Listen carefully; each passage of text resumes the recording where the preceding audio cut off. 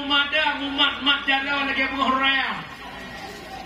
Salatullah salamullah. Kamu yang dah faham ni, dah betul. Kau isi, dah betul. Kau imam dah betul. Nanti apa nak? Mak jala Abu Uji. Abu Uji. Nak dengar Abu Uji. Nempu ma'ala Abu Uji. Dengar le ya. Yang trom-trom dalam dengan kuat dalam puasa itu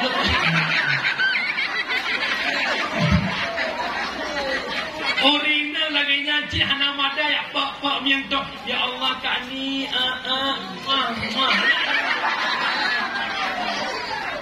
payah sebutkan juzuk dosa. Assalamualaikum Kak Nur. Majaro ya Allah kalau lahir batin Kak Nur. Ya Allah ku salah tu.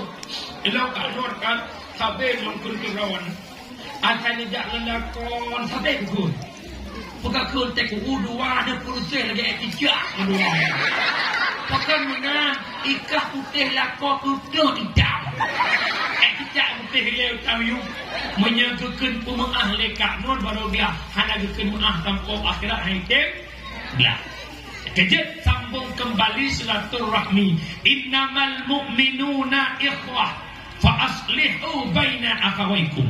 Hanya saja mukmin bersaudara, maka kamu jodoh sabi mukmin, baik pakai baik dawada. La yadkhulul jannah qati'ur rahim. Nepaharim le Allah tamang syurga. Orang yang memutuskan silaturahmi, hantamang syurga yang putus syarah, ada ngadun hanaga gara-gara harta.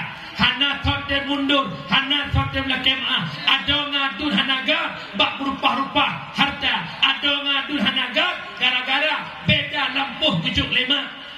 La yadkhulul jannah qati'ur rahim. Harim tamang syurga orang yang memutuskan silaturahmi walau di ibadah dua biasa. Nejak wajib heton tiga, nejak umrah tip-tip bulan, arek tu bi KTP Arab Saudi. Tetap hantar masuk surga. Kenapa? Karena memutuskan silaturahmi. Dia ibadat pada gang sampai rumah download. Ibadah pada gang awak sampai di rumah tu bujur bukit. Kerja bergurung bukit baju. Kalau di muka aku ada bukit loh. Tapi hana alhamdulillah tak akai mana. Alhamdulillah mak urusan camaran madunggat. Amin. Malamnya madunggat. Malamnya. Tengok orang pun.